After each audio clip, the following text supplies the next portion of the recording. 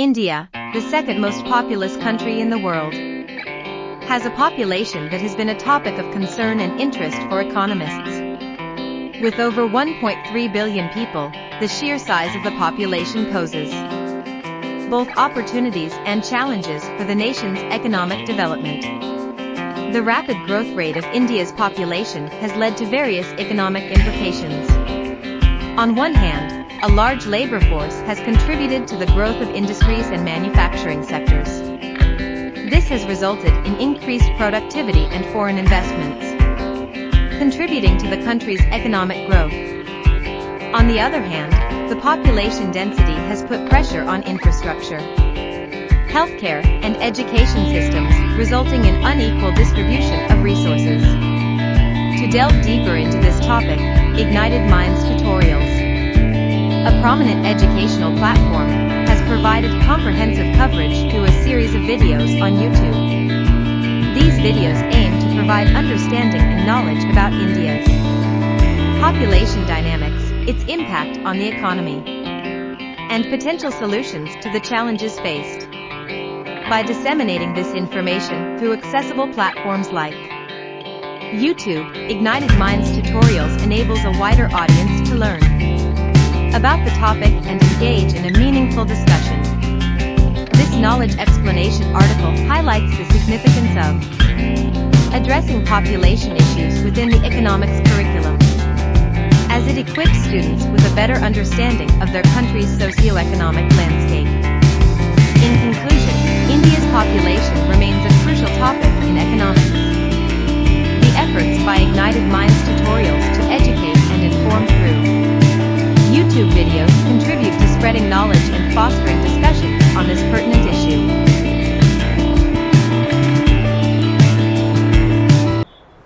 Okay, तो cause of population explosion, population explosion बताइए क्या है? What is population explosion? Right definition देना है, बताइए। हाँ बोलिए, हिंदी, अंग्रेजी, उर्दू, जिसमें बोलना है बोलिए। नहीं, बहुत ही फास्ट ये सब नहीं चलेगा। No, you have to be very precise with the term. वो तो हमको भी समझ में आ रहा है, ब्लास्ट हो जाना, लेकिन क्या, कैसे आप बोलोगे और कभी बोलोगे कि पॉपुलेशन एक्सप्लोजन हुआ है? नहीं,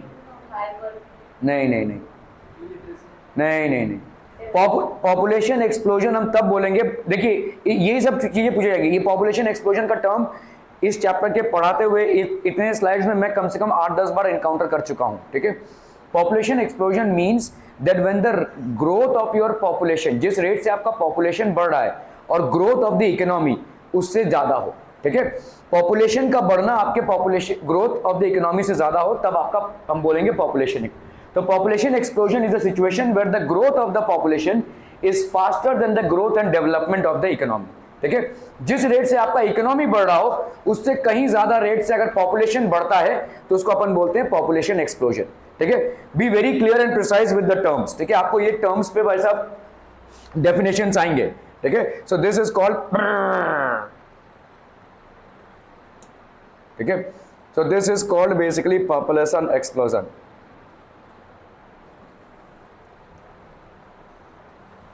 सो बच्चा हमारी पॉपुलेशन एक्सप्लोजन क्या हो जाएगा?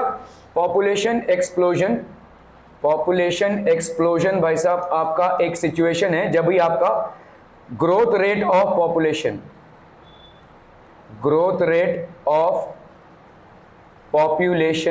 Is more than the growth rate of economy,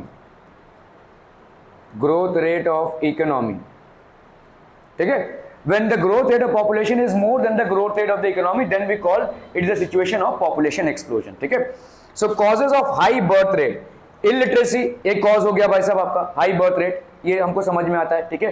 illiteracy जितनी ज्यादा होती है उतना हम समझते हैं क्या, कि जितने बच्चे पैदा होंगे उतने ज्यादा हाथ बटाने वाले हमको मिल जाएंगे। So illiteracy is one thing। universalization of marriage मतलब हर लड़के और लड़की को शादी करनी है ना, या तो मतलब फोर्सफुली, मतलब समाज उन पे भाई साहब प्रश्न करना लगेगा, अरे भाई साहब तुम क्यों नहीं शादी कर रहे हो। सो शादियां होनी ही होनी है, after a certain age you have to be married, ठीक है, ये हमारे इंडिया में चल रहा है भाई साहब, यूनिवर्सलाइजेशन है ये, ठीक है। Nobody will have the choice to not go into marriage, ठीक है। Low legal age of marriage, तो हमारा लीगल एज ऑफ मैरिज 18 और 21 है, 18 for females and 21 for males, which is less age compare to other countries, ठीक है। जिससे क्या हो रहा है, 18 से लेकर 45 ईयर्स तक अप्रोक्सीमेटली बच्चे प्रोड्यूस हो सकते हैं। So you are getting a more और a broader bandwidth to produce children, ठीक है। दूसरे कंट्रीज में 25 27 तक भाई साहब लीगल एज है, तो 25 से 45 20 ईयर का बैंडविड्थ मिल रहा है। यहाँ पे आपको 7 साल और ज्यादा मिल रहे हैं, 27 से लेकर 30 ईयर का बैंडविड्थ मिल रहा है बच्चे प्रोड्यूस होने के लिए, ठीक है। Okay, that is one thing. Preference of a male child, preference of a male child मतलब मर्द बच्चा चाहिए या मेल चाइल्ड चाहिए, क्योंकि मेल को ही ज्यादा करके माना गया है कि they are the breadwinners for the family, ठीक है। जिसकी वजह से मतलब अगर एक साथ 1 2 3 4 5 लड़कियां हो गई, फिर भी ट्राई चल रहा है कि एक लड़का पैदा हो जाए, और इसी चक्कर में फैमिली साइज बढ़ता जा रहा है, ठीक है। सो जॉइंट फैमिली सिस्टम कैसे इन्फ्लुएंस करता है, we have gone through these points, I am just doing a recap out here. तो जॉइंट फैमिली सिस्टम क्या होता है भाई साहब, what is joint family system, मतलब अगर बड़ा फैमिली है तो 1 2 बच्चे और हो गए तो क्या जाता है ना, क्योंकि बड़ा फैमिली है। तो अभी देखो, जैसे अगर आप मुंबई जैसे शहर में रह रहे हैं, हस्बैंड वाइफ और किड्स हैं, भारी पड़ेगा, है ना भाई। स्कूल का खर्चा है, मेडिसिन के खर्चे हैं, जहाँ पे आप रह रहे हैं उसका ही सबसे बड़ा खर्चा है, चाहे आप रेंट पे रह रहे हो, चाहे भाई साहब होम लोन लेकर EMI भर रहे हो, आपके ऊपर एक बड़ा खर्चा है, ठीक है। It's a high cost life to be maintained, ठीक है। और अगर यही चीज जॉइंट फैमिली सिस्टम रहे तो 1 2 बच्चे, सब लोग भाई साहब खा रहे हैं तो भाई बच्चा भी खा गया, ठीक है। सब लोग भाई साहब स्कूल जा रहे हैं, बच्चे की फीस भी किसी ने भर दी, तो इसलिए क्या हो जाता है, पेरेंट्स थोड़े से मतलब ढीले ढाले से हो जाते हैं, उतना ज्यादा उनको वरी नहीं रहता है, ठीक है। आटे दाल का भाव नहीं मालूम रहता है, ठीक है। सो ये जॉइंट फैमिली सिस्टम में होता है। डिपेंडेंस ऑन एग्रीकल्चर, ज्यादा करके देखा गया है कि जितने भी फार्मर्स होते हैं, they will always have a big size family, because for them saving on money employing laborers, ठीक है, rather than employing their own children would be better, ठीक है। तो ऐसा उनका मानना है। वाइड स्प्रेड पॉवर्टी है, मतलब चारों तरफ बहुत सारा गरीबी, जितना ज्यादा गरीबी आप देखोगे, गरीब फैमिलीज में ही ज्यादा बच्चे होते हैं, ठीक है। ज्यादा करके आप देखोगे ये जो रास्ते में झोपड़पट्टियों में लोग रहते हैं, आप घरों में जाकर देखिए, इनके 4-5 बच्चे हैं भाई साहब, ठीक है। They have not thought about it, ठीक है। सो ज्यादा करके हमको दिखता है कि गरीबी जितनी ज्यादा होती है उतने ज्यादा बच्चे भी होते हैं, ऐसा ही देखा गया है। Lack of awareness about family welfare services, तो काफी सारे फैमिली वेलफेयर सर्विसेज के हिसाब से आप पॉपुलेशन को या फैमिली साइज को कंट्रोल कर सकते हैं, लेकिन people are not aware of these things, ठीक है। Improvement in medical and health facilities, तो काफी सारा भाई साहब आपका इंप्रूवमेंट हुआ है मेडिकल और हेल्थ फैसिलिटीज में। Causes of low death rate, so there is a lot of improvement in medical and health facilities. Decline in maternal and mortality rate, ठीक है। तो मैटरनल और मोर्टेलिटी रेट में भाई साहब डिक्लाइन हुआ है, ठीक है। पहले के जमाने में काफी सारे मैटरनल डेथ्स होते थे, मतलब जब एक pregnant women when she is about to deliver a baby, she mostly used to die, ठीक है। प्रेगनेंसी में जो कॉम्प्लिकेशंस है वो पता नहीं है, ठीक है, क्योंकि आज की तारीख में अल्ट्रासोनोग्राफी से और काफी सारे ट्रीटमेंट से उन सब चीजों से आप छुटकारा पा सकते हैं, लेकिन पहले के जमाने में ऐसा था नहीं। तो या तो माँ मर जाएगी या तो बच्चा भी मर जाएगा या तो दोनों मर जाएंगे, ऐसा ही होगा, ठीक है, ज्यादा करके, ठीक है। So decline in maternal and mortality rate, तो काफी सारा भाई साहब मैटरनल डेथ्स अभी कंट्रोल हो गया है। मोर्टेलिटी रेट मतलब क्या है, मोर्टेलिटी रेट मतलब होता है the number of children who are dying per 1000, ठीक है। 1000 बच्चे जो पैदा हो रहे हैं उसमें कितने बच्चे मर जा रहे हैं, that is called mortality rate, ठीक है। Fall in infant mortality rate, infant mortality rate मतलब लगभग 2 साल तक, मतलब पहले अपने इन्फेंट मोर्टेलिटी रेट मतलब क्या होता है, एक बच्चा पैदा हुआ 1 साल के अंदर अगर वो मर जाता है तो उसको हम मोर्टेलिटी रेट में गिनेंगे, ठीक है।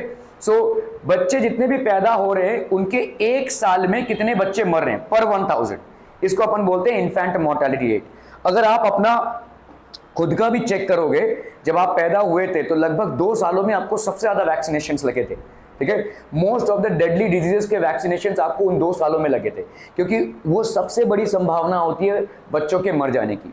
लेकिन आज की तारीख में with improved medical care and vaccinations for most of the dreadful and life consuming diseases are available, because of which there is very much less of loss of child in during this, ठीक है। Increase in literacy, तो increase in literacy से भी भाई साहब आपका causes of low death rate है। लोग आज की तारीख में जानते हैं इलाज कहाँ होगा, वैक्सीनेशन के बारे में जानते हैं, ठीक है। यूज ऑफ न्यूट्रिशियस फूड, तो न्यूट्रिशियस फूड, हमारे फूड का क्वालिटी अभी बढ़ा है, ठीक है।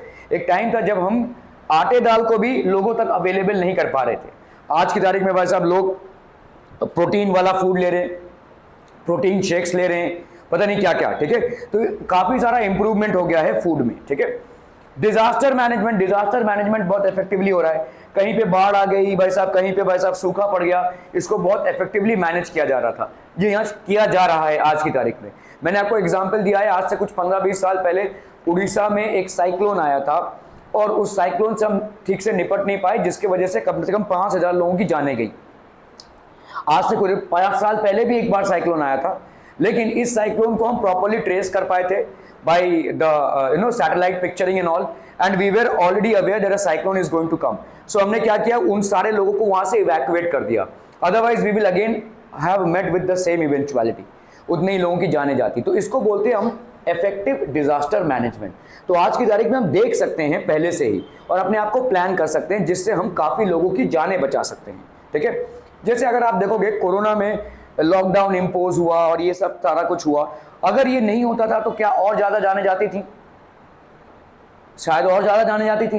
हाँ, जाने गई, मतलब जितना भी हमने स्ट्रिक्ट मेजर्स लिया उसमें जाने गई, लेकिन अगर ये स्ट्रिक्ट मेजर्स नहीं लिए जाते और हम बेखौफ घूमते रहते तो क्या और ज्यादा जाने जाती?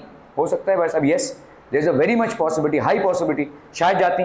तो ये इफेक्टिव डिजास्टर मैनेजमेंट से हम क्या कर रहे हैं, जानों को बचा रहे हैं, जो जाने ऑलमोस्ट नॉर्मली जाया करती थी, ठीक है, छोटे छोटे जाते। तो ये सब आपके भाई साहब हो गया। Measures to check population explosion in India. Population explosion is a situation, again देखो ये बहुत बार रिपीट हो रहा है यही चीज, ठीक है, where the growth of population is faster than the growth and development, then the growth rate and development of the economy, ठीक है। Okay, population explosion in India due to high birth rate followed by a low death rate, ठीक है। Okay, in order to control the problem of population explosion in India, the following measures need to be undertaken: economic measures, social measures and population policy of India, ठीक है। ये 3 major से हम generally इसको control कर सकते हैं, ठीक है। देखो भाई साहब, आप किसी चीजों को बहुत स्ट्रिक्टली इंप्लाई कर सकते हैं और किन्हीं चीजों को आप स्ट्रिक्टली इंपोज नहीं कर सकते हैं, ठीक है। सो इकोनॉमिक मेजर्स देखेंगे अपन क्या है, ठीक है। These measures can raise the standard of living of the people and help reduce population growth। तो अगर आप भाई साहब स्टैंडर्ड ऑफ लिविंग लोगों का बढ़ा रहे हैं तो उससे पॉपुलेशन ग्रोथ कम होगा। जैसे आप गांव खेड़े में हैं, मतलब या तो ट्राइबल हैं, ऐसा लाइफ आप जी रहे हैं, तो आपको भाई साहब पॉपुलेशन की क्या पड़ी है, ठीक है। लेकिन जैसे ही आप एक शहर में आते हैं, एक फ्लैट में रहते हैं, तब आपको पूरा आटा दाल का भाव मालूम चलता है, तब आप देख रहे हैं कि आपका स्टैंडर्ड ऑफ लाइफ बढ़ गया है। अभी इस तरीके के स्टैंडर्ड ऑफ लाइफ को अगर अच्छे से सपोर्ट करना है तो you need to have a small size family. ये आपके दिमाग में घुस ही जाएगा, ठीक है, कि भाई साहब you need to have a small size family. Otherwise आप ट्राइबल हैं भाई साहब, पता नहीं किसी फार्मिंग के कोने में पड़े हुए हैं, यू डोंट बॉदर, ठीक है। आ रहा है, जब आ रहा है पैसा आएगा तो खाएंगे, नहीं आएगा तो नहीं खाएंगे, ऐसा है आपका एटीट्यूड। लेकिन जैसे ही आपका स्टैंडर्ड ऑफ लिविंग बढ़ जाता है, ठीक है, मतलब आपको एक फ्लैट है, आप एक सोसाइटी में रहते हैं, या आपका एक प्रॉपर इनकम सोर्स है, तब आपको आटे दाल का भाव तब आप हिसाब करने लगते हैं, ठीक है। अच्छा भाई, इस तरीके के लाइफ को, अभी पानी भी आ रहा है भाई साहब, खाना भी मिल रहा है, इस तरीके के लाइफ को अगर मुझे मेंटेन करना है तो I would have to ensure that I have to have a small size family, ठीक है। सो ये एक है भाई साहब कि स्टैंडर्ड ऑफ लिविंग को बढ़ाओ, ठीक है। Some of the important economic measures क्या है भाई साहब? Expansion of industrial sector. Industrial sector हमारे इंडिया में बढ़ा है। इंडस्ट्रियल सेक्टर अगर बढ़ेगा तो लोग ज्यादा करके इंडस्ट्रीज में एम्प्लॉय होंगे, ठीक है। क्रिएशन ऑफ एम्प्लॉयमेंट अपॉर्चुनिटीज, तो एम्प्लॉयमेंट की अपॉर्चुनिटीज को क्रिएट करना। रिमूवल ऑफ पॉवर्टी, गरीबी दूर करना। Equitable distribution of income and wealth, income और वेल्थ भाई साहब इक्वल तरीके से डिस्ट्रीब्यूट हो, ठीक है।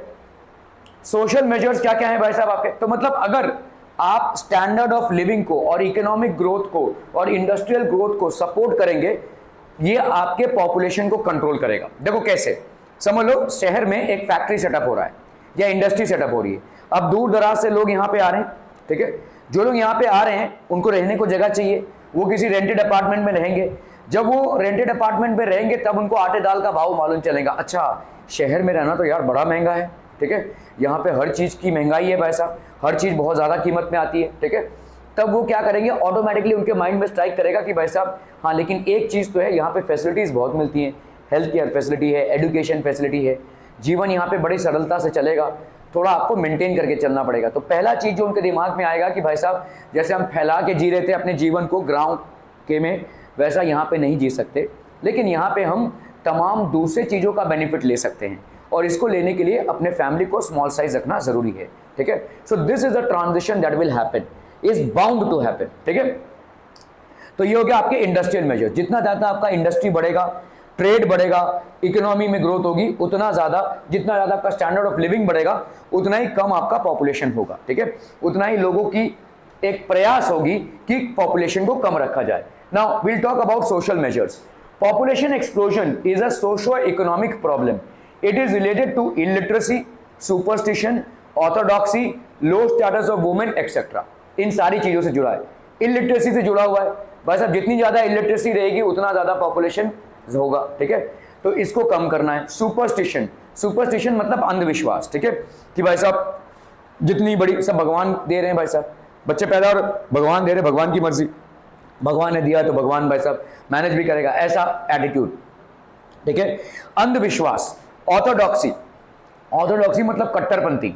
ठीक है, नहीं हमारे दादाजी ने 10 किए थे तो हमको कम से कम 5 तो करना ही रहेगा, वंश को बढ़ाना है आगे। सो ये आपका ऑर्थोडॉक्सी एक बिहेवियर है। ठीक है, लो स्टेटस ऑफ वुमेन, वुमेन से ज़्यादा करके पूछा नहीं जाता है भाई साहब। ठीक है, कि कितना फैमिली होना चाहिए, और या वुमेन का पार्टिसिपेशन लेवल बहुत कम हो, तो इसमें ऐसा सिचुएशन क्रिएट होता है। Social measures, hence various social measures need to be undertaken in addition to economic measures. So you have to undertake various social measures need to be undertaken in addition to economic measures. तो काफ़ी सारे आपको social measures भी लेने पड़ेंगे in addition to economic measures.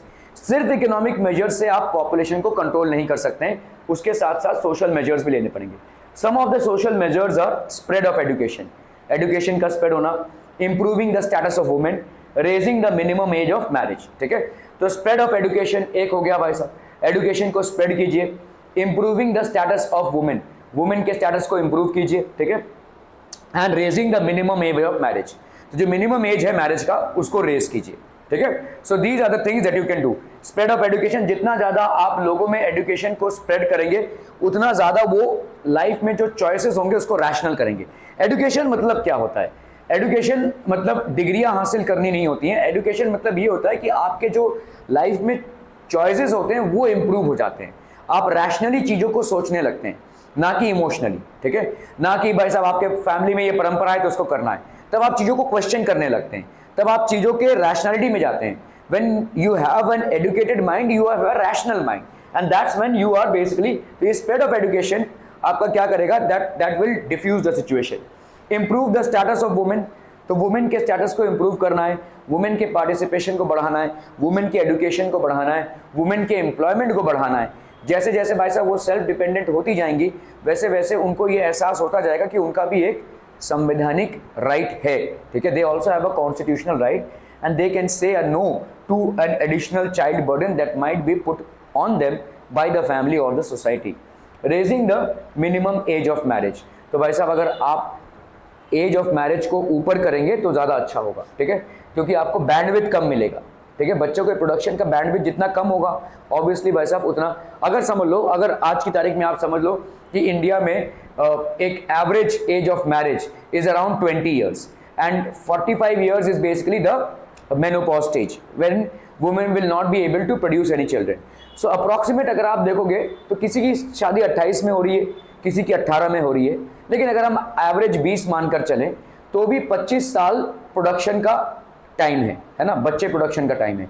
135 crore में हमारे at least भाई साहब 50% आर वुमेन। सो 135 करोड़ का आप डिवाइड कर लीजिए 50% women. All these women if they are basically producing children, तो 130 करोड़ ले लेते हैं, चलो 130 का भाई साहब अगर आप डिवाइड करेंगे तो 65 करोड़ आर वुमेन।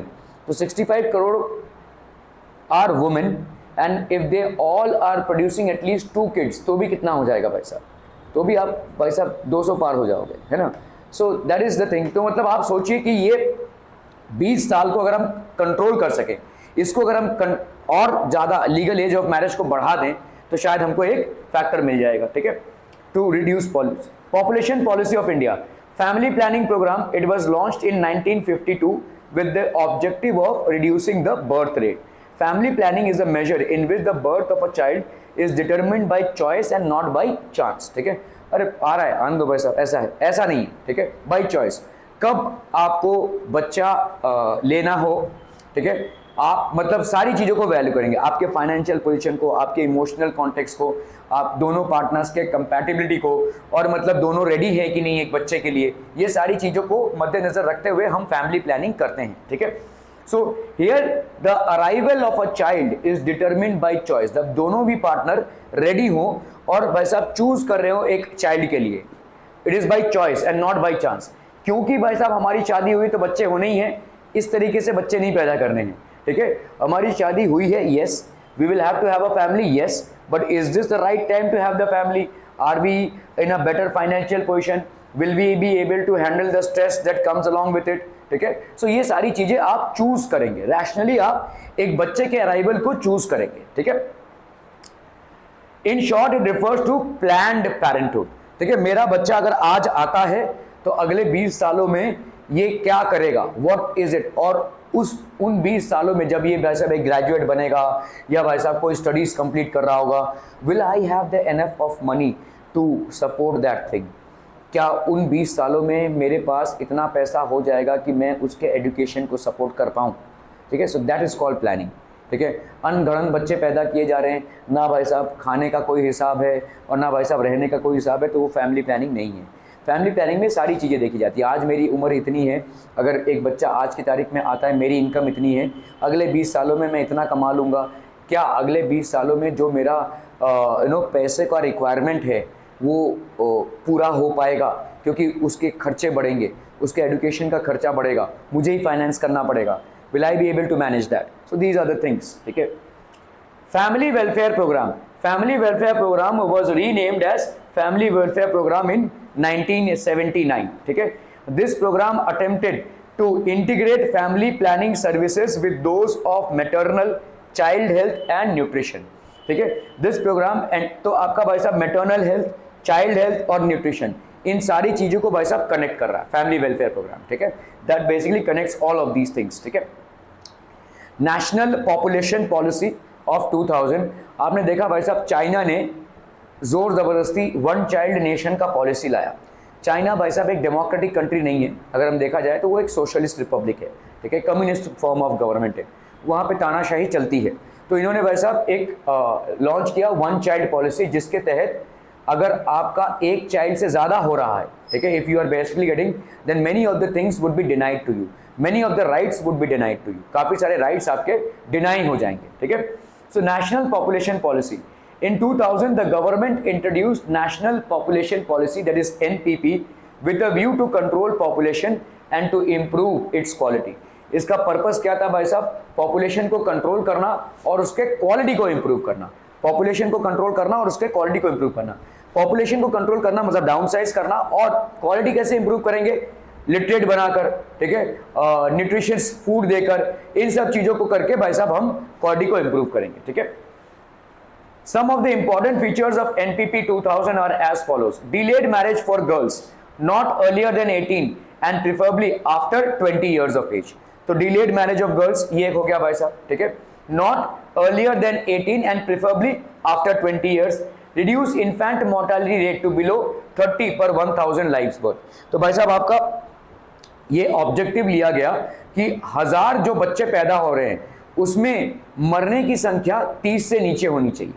ठीक है, जिस भी रीजन से मर रहे हैं। ठीक है, reduce, achieve a stable population by 2045। ठीक है, free and compulsory school education up to the age of 14 years. तो फ्री एंड कंपल्सरी मतलब आज की तारीख में RTI एक्ट आ गया है, राइट टू एजुकेशन एक्ट, जिसके तहत अगर कोई पेरेंट्स सक्षम नहीं है अपने बच्चे को पढ़ाने के लिए तो आपके RT के हिसाब से वो फाइल कर सकते हैं। They can also claim those rights. ठीक है, जस्ट वन मोमेंट पीपल। तो अगर आप देखोगे यहाँ पे गवर्नमेंट ने नेशनल पॉपुलेशन पॉलिसी लाई और इसमें दोनों ही चीज़ों को इंप्रूव करने का टारगेट लिया गया, पॉपुलेशन को कंट्रोल करने का और इसके क्वालिटी को इंप्रूव करने का। पॉपुलेशन को कंट्रोल करने का ये वाला फीचर हो गया, देखो, डिलेड मैरिज 18 से 20 years, reduce infant mortality rate, तो डेथ रेट को कंट्रोल करने के लिए भाई साहब, ठीक है। और क्या है, अचीव अ स्टेबल पॉपुलेशन, ये ऑब्जेक्टिव था। फ्री एंड कॉम्पिटिटिव, पॉपुलेशन के क्वालिटी को, ये जो स्टेप है ये पॉपुलेशन के क्वालिटी को इंप्रूव करने के लिए भाई साहब, ठीक है। तो if you look into this, अगर आप देखोगे, this step is for population के क्वालिटी को इंप्रूव करने के लिए, this step is for population control, ठीक है। This step is also a sense of population control, population control नहीं बोल सकते हम, इसको भी पॉपुलेशन क्वालिटी बोल सकते हैं, ठीक है, क्वालिटी। अचीव चाहिए तो ऑब्जेक्टिव ही है भाई साहब पॉपुलेशन कंट्रोल, ठीक है। सो अगर आप देखोगे ये 4 पॉइंट्स में, क्योंकि यहां पे बोला जा रहा है ना, government introduce national population policy with a view to control population and improve its quality, तो 2 एस्पेक्ट्स हैं, पॉपुलेशन को कंट्रोल करना है और उसके क्वालिटी को भी बढ़ाना है। तो अगर आप right to education, free education देंगे तो क्वालिटी बढ़ेगी, ठीक है, और इन सब चीजों को कंट्रोल करेंगे तो पॉपुलेशन कंट्रोल होगा आपका, ठीक है। So the population will be basically control, ठीक है। Role of human resource in economic development, ठीक है। The role of human resources in economic development can be explain. अभी तक क्या बात कर रहे हैं भाई साहब, पॉपुलेशन पॉपुलेशन पॉपुलेशन बहुत ज्यादा है, ये है वो है, लेकिन अभी हम बात करेंगे भाई साहब कैसे उस पॉपुलेशन को हम इफेक्टिवली यूज कर सकते हैं, ठीक है। तो एक भाई साहब आपका क्या हो जाएगा, तो पॉपुलेशन को कैसे अपन यूज कर सकते हैं, एक हो गया भाई साहब आपकी stability. What is the stability? Covers all aspects, ठीक है। तो पॉपुलेशन स्टेबल होना चाहिए, covers all aspects, overall human development, population control, encourages research and development, improvement in quality of life, higher productivity and universal concept. इन सब चीजों को हम एक करके एक लेंगे भाई साहब। स्टेबिलिटी कैसे भाई साहब, आपको ह्यूमन रिसोर्स स्टेबिलिटी देता है। Human resource development can contribute to reduction in civil disturbances in a society and thereby result in increase political stability. अभी देखो कैसा होता है, अगर आप ह्यूमंस को डेवलप करें, उनको प्रॉपर स्किल सेट्स दें, उनको प्रॉपर एजुकेशन दें, ये सारी चीजों को अगर आप डेवलप करेंगे तो आपका एक सुनियोजित समाज तैयार होगा, ठीक है, एक प्रॉपर प्लान्ड समाज तैयार होगा, ठीक है। आपका प्रॉब्लम ये है, हमारे जितने भी कॉन्फ्लिक्ट्स हैं, अगर आप डीप डाउन देखोगे तो उसमें अनपढ़ता का एक मुख्य भूमिका है, ठीक है। जितनी ज्यादा अनपढ़ समाज होगी उतना ज्यादा भाई साहब कॉन्फ्लिक्ट्स होगा, ठीक है, क्योंकि अनपढ़ समाज को लगता है कि ये पढ़े लिखे लोग हमारा शोषण कर रहे हैं, ये हमारे हमारे हस्तक्षेप कर रहे हैं, ये हमारे लाइफ में दखल अंदाजी कर रहे हैं, ऐसा उनका मानना है, ठीक है। शायद नहीं है, ठीक है, ये कॉन्फ्लिक्ट क्रिएट करता है। तो अगर सब लोग एजुकेटेड होंगे तो सब लोगों की सोच भी रैशनल होगी, ठीक है, और फिर हम एक सुनियोजित समाज का गठन कर सकते हैं जहां पे पॉलिटिकल स्टेबिलिटी भी होगी। आज की तारीख में भाई साहब पॉलिटिक्स में जो हम चूज कर रहे हैं, क्या हम वाकई में एक रैशनल चॉइस कर रहे हैं या बस भीड़ इसको चूज करिए तो हम चूज कर रहे हैं, ऐसा चल रहा है, ठीक है। तो we have to see this, ठीक है। ह्यूमन रिसोर्स डेवलपमेंट, तो ह्यूमन रिसोर्स को प्रॉपर एजुकेशन देना है, प्रॉपर न्यूट्रिशन देना है और प्लस प्रॉपर स्किल सेट्स भी देना है, ये तीनों चीजें उनको प्रोवाइड करनी है, ठीक है। तो इससे आपकी पॉलिटिकल स्टेबिलिटी बढ़ेगी। Covers all aspects, human resource development is concerned with not only widening income choices but also covers all aspects of human development, economic, social, cultural and political। आप इस चीज को समझिए कि ह्यूमन रिसोर्स के development के चलते कैसे एक अनरिसोर्सफुल कंट्री भी भाई साहब बहुत ज्यादा डेवलपमेंट कर सकती है। जैसे आप देखो अफ्रीका जो है वो गोल्ड और डायमंड सबसे ज्यादा पाए जाते हैं, ठीक है, लेकिन are the African countries really rich? So who has become rich? All those countries or all those businessmen who had set up their own gold and diamond plants across these places, they exploited these African laborers and they became rich। ये हुआ, ठीक है। और ये हुआ कैसे? क्योंकि African लोग जो थे they were not very educated, वो एडुकेटेड नहीं थे, वो रैशनल नहीं थे, तो ये लोग बाहर से आए, इनको मालूम चल गया कि भाई साहब यहाँ पे गोल्ड और डायमंड मिलता है, इन्हीं के जमीन पे इन्हीं से काम करवा के गोल्ड और डायमंड निकलवा के ये लोग रातों रात अमीर बन गए भाई साहब, ठीक है। So they became rich. So human resource का अगर डेवलपमेंट हुआ होता, अगर अफ्रीका के लोगों को मालूम होता कि इंटरनेशनल मार्केट में गोल्ड और डायमंड की एक्चुअल कीमत क्या है, देन उस टाइम पे इन लोगों ने भी इसको यूज किया होता है, it would have become one of the richest countries, ठीक है। लेकिन क्योंकि ह्यूमन रिसोर्स का डेवलपमेंट नहीं हुआ था, नॉलेज लेवल्स बहुत कम थे, इसीलिए इनका एक्सप्लॉयटेशन हुआ। That's the reason the exploitation happened, ठीक है। In other words it leads to the enrichment of human lives which is the real wealth of the society. तो एनरिचमेंट ऑफ ह्यूमन लाइफ्स, ठीक है, in other words it leads to the enrichment of human lifes, मतलब आपके human lives जो है तो strong होने चाहिए, ठीक है, which is the real wealth of the society. तो ह्यूमन लाइफ्स में इंप्रूवमेंट आना चाहिए। Overall human development, it is important to improve conditions in which people of the country live, ठीक है, तो बहुत जरूरी है कि आप कंडीशंस को इंप्रूव करें जिसमें लोग जी रहे हैं, ठीक है। It will result in human resource development. It is to be noted that human resource development is an end while economic growth is a means to achieve this end। तो human resource का development जो है वो एक end है, ठीक है। It will result in human resource development. It is to be noted that human resource development is an end, ये एक रिजल्ट है, ठीक है।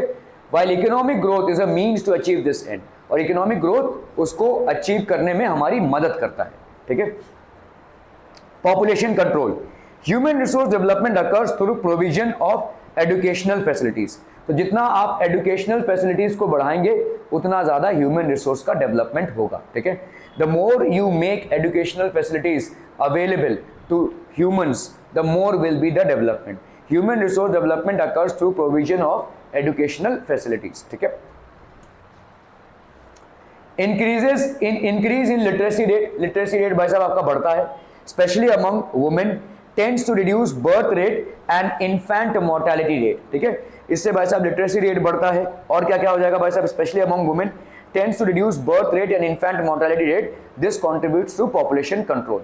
इनकरेजेस रिसर्च एंड डेवलपमेंट, जितने लोग भाई साहब एजुकेटेड होंगे उतने ही ज्यादा रिसर्च और डेवलपमेंट होगा, ठीक है, okay. It motivates research in various educational institutions, improvement in quality of life. Human resource development contributes to improvement in life expectancy and literacy rate. This further improves the quality of life. इससे भाई साहब quality of life भी improve होता है। Higher productivity. Human resource development leads to increase in human productivity. That is investment होता है भाई साहब in nutrition, health, education. इससे आपका प्रोडक्टिविटी बढ़ता है। जितना आप अच्छा खाना पीना करेंगे, जितना आप अच्छी पढ़ाई करेंगे, उतना आप ज्यादा एम्प्लॉयबल होंगे, उतना आप ज्यादा प्रोडक्टिव हो पाएंगे, ठीक है। So the more is the level of nutrition that we provide to our human resources and the education, it will automatically result in higher productivity. Universal concept भाई साहब क्या है? Concept of human resource development is universal by nature. ऐसा नहीं है कि मतलब India के ह्यूमंस को अगर हम डेवलप करें तो ज्यादा फायदा है, अफ्रीका के ह्यूमंस को डेवलप ना करें तो भी फायदा है, ऐसा नहीं है। मतलब जिस किसी रीजन का भी अगर आपको डेवलपमेंट करवाना है तो वहां के ह्यूमन रिसोर्सेज को डेवलप करिए, ठीक है। So it's very important, it is universal. Human resources का डेवलपमेंट यूनिवर्सल है, एक यूनिवर्सल कॉन्सेप्ट है। It is not a region concept और it's not a country concept, ठीक है। It applies to less developed as well as highly developed countries. In short, human resource development embraces the entire society. Okay, questions. Choose the correct option. Incorrect reasons for population explosion in India. What are the incorrect reasons? क्या illiteracy एक correct reason है population explosion के लिए? Yes, it is. Universalization of marriage, क्या ये एक correct reason है population explosion के लिए? Yes, it is. Joint family system, is it a valid reason for population explosion? Yes, it is. Upliftment in lifestyle, तो ये अगर होता तो पॉपुलेशन उल्टा कम होता, ठीक है। सो अपलिफ्टमेंट इन लाइफस्टाइल होना चाहिए, इससे पॉपुलेशन कम होगा, लेकिन ऐसा नहीं हुआ है, ठीक है। सो आपका what would be the option here? D, that is 4, incorrect reason हो जाएगा। Okay, identify the correct reason for high birth rate in India. Higher age of marriage, falls, ठीक है। Over dependence on agriculture, is this true? This is true, ठीक है। Preference for male child, is it true? Yes, ठीक है। High birth rate, ज्यादा बच्चे पैदा होने, preference for male child, this is one reason. Extensive use of family planning techniques, नहीं, अगर ये यूज होता तो आपका पॉपुलेशन कंट्रोल हो गया होता। तो these two are the ones, तो दैट इज 2 and 3, तो ऑप्शन ए, ठीक है। Choose the correct option. Identify the correct reasons for low death rate in India. Rise in maternal mortality rate, low death rate, तो ये rise क्यों होगा? Fall होगा ना भाई साहब, तो ये रीजन नहीं हो सकता। डिजास्टर मैनेजमेंट हमारा इफेक्टिव हो गया है जिसकी वजह से लो डेथ रेट हो रहा है, ठीक है। एजुकेशन एंड सोशल रिफॉर्म्स, इसके वजह से भी लो डेथ रेट हो रहा है। Fall in infant mortality rate, इसके वजह से भी लो डेथ रेट हो रहा है, ठीक है। तो आपका भाई साहब 2, 3 and 4, so ideally it should be C, ठीक है। क्लियर है? Okay okay okay. Complete the following statements by choosing the correct alternative. In case of dash population natural resources exceed the population growth, ठीक है। तो natural resources exceed the population growth in case of over, right, नहीं, natural resources exceed in case of under population, under population होगा, ठीक है। In case of under population, under होगा, ठीक है। जैसे न्यूजीलैंड में अगर आप देखोगे आपका वीजा फटाक से हो जाता है क्योंकि उनको लोग चाहिए, वो इतना बड़ा कंट्री है, उसका थोड़ा सा ही हिस्सा इनहैबिटेड है, बाकी पूरा कंट्री ऐसे ही है, कोई नहीं रहता वहां पे, ठीक है। सो इतना बड़ा लैंड एरिया है, तो इसको हम बोलेंगे अंडर पॉपुलेशन है, ठीक है। कनाडा, न्यूजीलैंड, इन जगहों के वीजाज आपको फटाक से इसलिए मिलते हैं क्योंकि वहां पे लोग चाहते हैं कि वहां का पॉपुलेशन बढ़े, ठीक है। Expansion of industrial sector is a dash measure to check population explosion, social, political, economic, cultural. तो ये क्या हो जाएगा? Economic. It's an economic measure to check population explosion. Okay. Complete the following statements by choosing the correct alternative. Dash has introduced the concept of human development in 1990. United Nations Development Program, ठीक है, National Population Policy, National Disaster Management, Family Welfare. तो this is the one, ठीक है, human development. It was introduced in UNDP, that is आपका United Nation development programme में human development introduce हुआ था 1990 में, ठीक है। The concept of human development is universal, state specific, country specific और region specific. It is universal, सारे countries पे एप्लीकेबल होता है, सारे रीजन स्पेसिफिक होता है, ठीक है।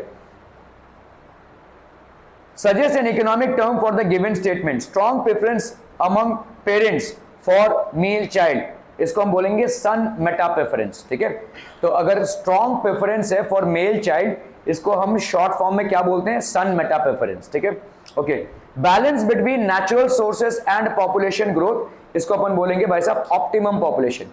जितना आपका नेचुरल सोर्सेस है उतना ही पॉपुलेशन है, अगर ये बैलेंस मेंटेन्ड है तो इसको अपन बोलेंगे optimum population. Program introduce to reduce the birth rate in 1952, इसको अपन क्या बोलते हैं? FPP, that is family planning program, ठीक है। Suggest an economic term for the given statements. Scenario where the population of working people to the total population is high. Working people to the total population is high. इसको अपन क्या बोलेंगे? Demographic dividend, ठीक है। अगर working population जो है उससे total population, working population is high, ठीक है। Scenario where the proportion of working people to the total population is high, ये होना चाहिए, है ना। काम करने वाले लोग एक्चुअली टोटल पॉपुलेशन से ज्यादा हैं, ठीक है, प्रोपोर्शन हाइयर है, तो ये होना चाहिए, इसको बोलेंगे डेमोग्राफिक डिविडेंड।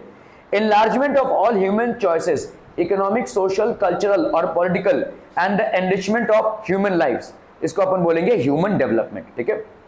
तो ये this basically finishes of the chapter, ठीक है। Please go through the chapter, it's at least an easier chapter as compare to the other one, ठीक है।